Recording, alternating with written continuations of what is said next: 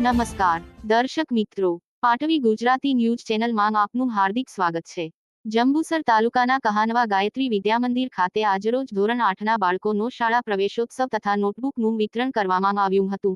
આ સમયે મુખ્ય મહેમાન તરીકે જંબુસર તાલુકા ડી.ઓ. સાહેબ, તાલુકા પંચાયત પ્રમુખ નીતિનભાઈ ઉર્ફ ભોલાભાઈ, કારેલીના પિન્ટુભાઈ, તાલુકા સભ્ય રાજુભાઈ, કહાનવા તલાટી શ્રી જયશ્રીબેન, ગાયત્રી વિદ્યામંદિર હાઈસ્કૂલના પ્રમુખ તથા કમિટીના સભ્યો, માંજી સરપંચ સુભાષચંદ્ર, શાળા સ્ટાફ તથા વાલીગણ ઉપસ્થિત રહ્યા હતા। આ સમયે ધોરણ 9 તથા 10ના બાળકો તાલુકા પંચાયતના પ્રમુખના પ્રયત્નોથી સ્કોટ ગ્લાસ કંપની દ્વારા ચોપડાનું વિતરણ કરવામાં આવ્યું હતું। સાથે આ સમયે ડી.ઓ.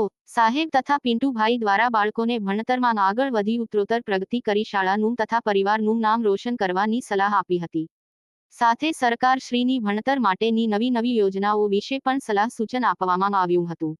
અંતમાં ટીડીઓ સાહેબ તથા તાલુકા પ્રમુખના હસ્તે વૃક્ષારોપણ કરવામાં આવ્યું હતું। ભરૂચ જિલ્લા ક્રાઇમ રિપોર્ટર નગીન પરમાર, કહાનવા, મો. 97264444570।